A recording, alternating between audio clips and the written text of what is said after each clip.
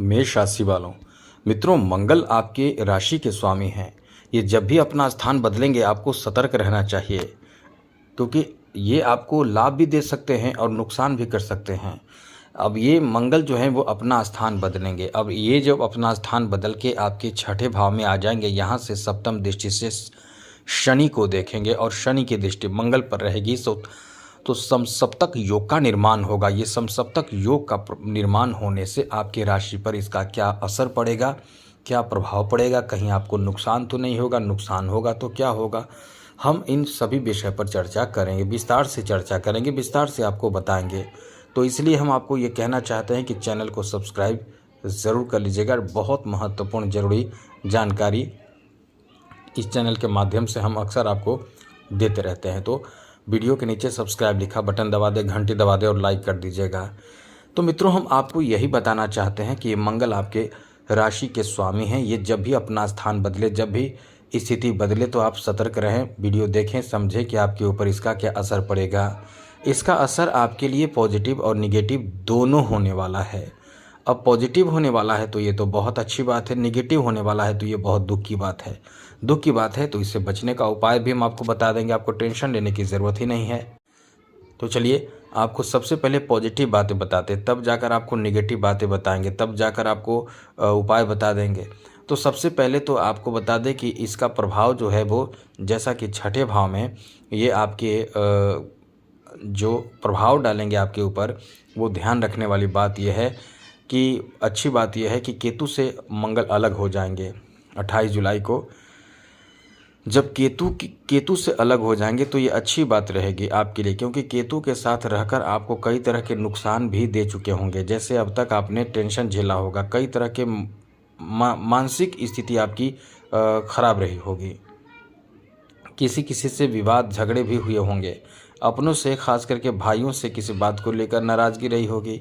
साथ ही साथ आपको अपने प्रेम संबंध में भी परेशानियों का सामना करना पड़ा होगा, शिक्षा में भी परेशानियों का सामना करना पड़ा होगा, और साथ ही साथ आपने जो कभी प्लानिंग आपने किया होगा वो काम भी नहीं करता होगा। एक्सीडेंट, घटना, दुर्घटना, चोट लगना और साथ साथ फीवर रहना, ये सब स्थिति भी बनी रहती होगी। तो अब आपको क्या फ़ायदा मिलेगा? तो ऐसे आपने झेला है, अब इससे आपको राहत मिल जाएगा। तो राहत कहाँ मिलेगा कि आप इन परेशानियों से, इस तरह के दबाव से आप बाहर निकल जाएंगे।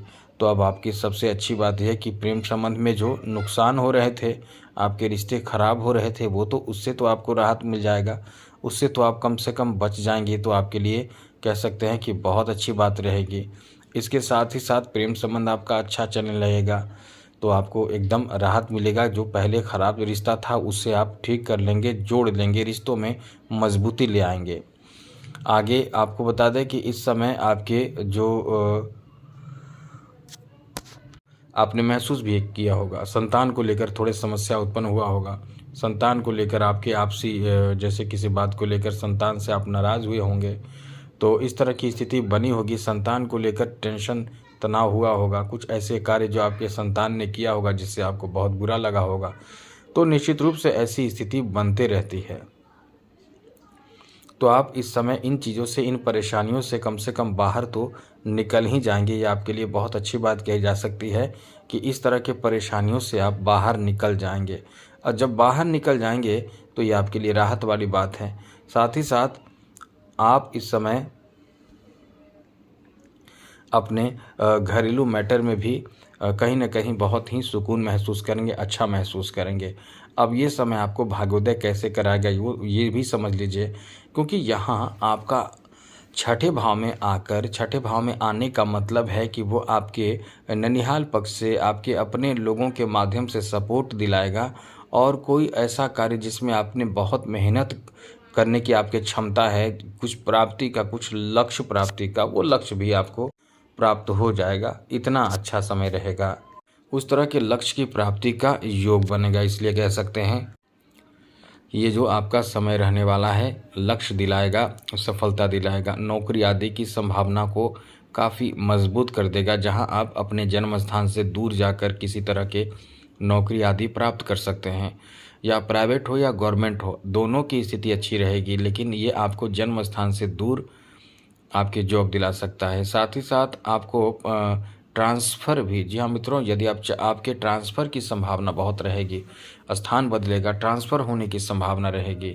आप कुछ समय से ट्रांसफ़र चाहते हैं तो ये मनोकामना आपका पूर्ण भी होगा। इसकी बहुत अधिक संभावना इस समय बन रहे हैं। तो ये कह सकते हैं कि आपके लिए बहुत ही अच्छी बात कही जा सकती है कि आपको कम से कम ये मनोकामना पूर्ण तो होंगे। साथ ही साथ मित्रों, आपको बता दें कि इस समय किसी जो आपके शत्रु हैं, उस शत्रु से बैर बढ़ेगा, तो निश्चित रूप से उन्हें आप उस तरह के शत्रु को आप परख पाएंगे कि ये इंसान मतलब एक शत्रु, जो गुप्त शत्रु हैं वो प्रत्यक्ष रूप से आएंगे। और हाँ, अब कुछ निगेटिव बातें भी थोड़ा जुड़ रहे हैं, तो इसका ध्यान रखिएगा। इस समय शत्रु एक्टिव रहेंगे।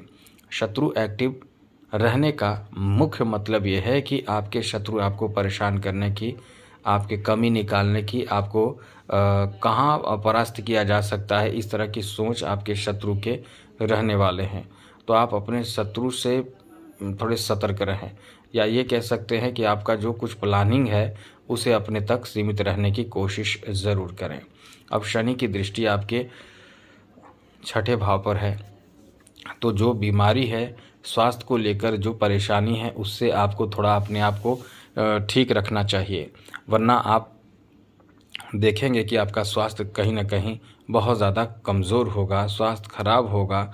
बदलते हुए मौसम में खुद को अच्छा फिट रखने की कोशिश ज़रूर करें, वरना ये आपके स्वास्थ्य से संबंधित परेशानी दे सकता है।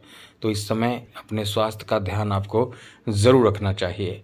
साथ ही साथ नेगेटिव बातें हैं जो ध्यान रखना होगा। इस समय आपको किसी से विवाद भी हो सकता है, चाहे आपके मित्र हों, चाहे आपके साथ कार्य करने वाले हों, चाहे घर में, चाहे बाहर, कहीं भी किसी से भी मतलब ये आपको मान कर चलना है कि विवाद की स्थिति बन रही है, विवाद हो सकता है। अब ऐसे में आपको क्या करना होगा? जब विवाद की स्थिति बन रही है तो विवाद से बचने के उपाय कोशिश करना होगा।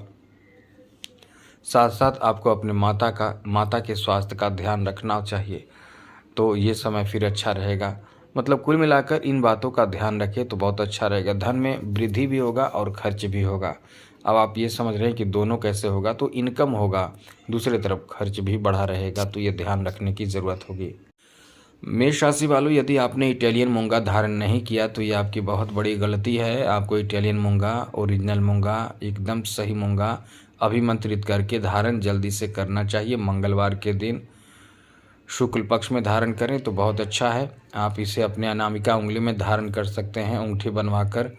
तो ये आपको देखिएगा कि कुछ समय में स्वास्थ्य भी एकदम फिट कर देगा, आपको देखने में भी सुंदर लगेंगे और लक भी आपको साथ बहुत जगह देगा। तो आप अपने जीवन में तरक्की करेंगे, बहुत फ़ायदा है इससे। धन, सुख, समृद्धि, शनि की 7.5, मतलब यदि शनि की 7.5 है तो भी एक बहुत काम करता है। शनि की 7.5 से भी ये रक्षा करता है, इतना महत्वपूर्ण माना जाता है। तो आप समझ चुके होंगे। आज के लिए इतना ही। जय माता दी, राधे कृष्णा, ओम नमः शिवाय।